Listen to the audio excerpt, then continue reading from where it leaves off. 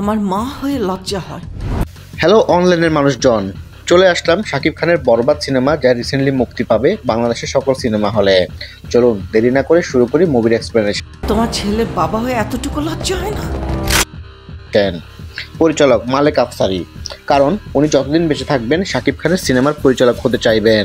15 কোটি টাকা শাকিব খানের একদিনের খরচ, খাবারের খরচ বাদ দিলে যা হয়, পুরা এই সিনেমার বাজেট ধরা হয়েছে 15 কোটি টাকা। শুটিংয়ের লোকেশন ঢাকা, কক্সবাজার, বান্দরবন, দুবাই, কারণ দেশি শুটিংয়ের গ্ল্যামার কম লাগে। অভিনেতা এবং অভিনেত্রী শাকিব খান সুপার হিরো, নাচতে পারে, মারতে পারে, কান্না করতে পারে, ওভারঅল কমপ্লিট একটি প্যাকেজ। মেহজাবিন চৌধুরী নায়কের প্রেমে পড়বে, ভিলেন কিডন্যাপ করবে, তারপর উদ্ধার হবে। মিশা সদাগর, ভিলেন অবশ্যই উচ্চস্বরে হাসবে আর শাকিব খানের কাছে মার খাবে।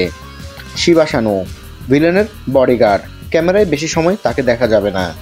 অরুণা বিশ্বাস ক্লাইম্যাক্সের আগে কেঁদে বলবে, বাবা মানে শাকিব খানকে বলবে, এসব ছেড়ে দে, মারামারি করিস না। মোশাররফ করিম একটি কমপ্লিট কমেডি চরিত্র, কারণ সিনেমার হাসির দৃশ্য না থাকলে বাংলা সিনেমা জমে না, যা আমরা বিগত চঞ্চল চৌধুরীর অনেকগুলো মুভিতে দেখতে পেয়েছি।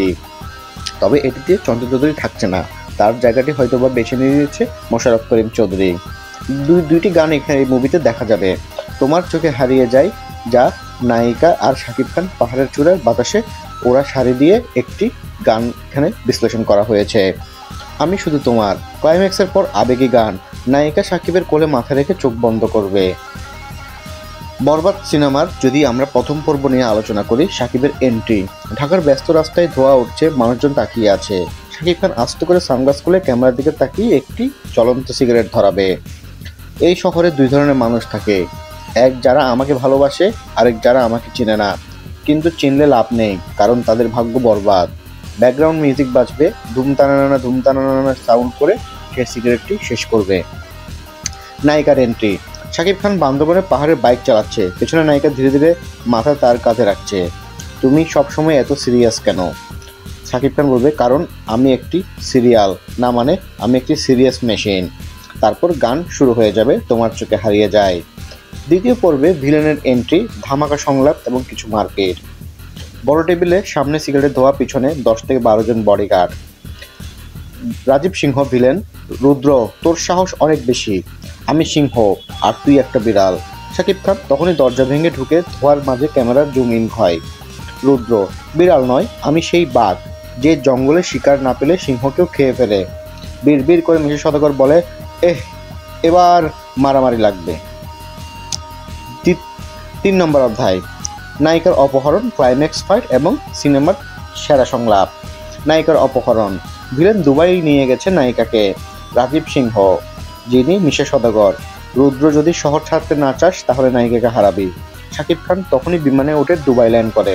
ককপিট থেকে নামতে বলে, নায়িকা নিয়ে যাওয়া যত সহজ, আমাকে আটকানো তত কঠিন।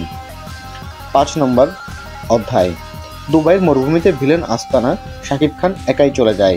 ভিলেন বলে, তুই একা, আমি 50 জন গুন্ডা।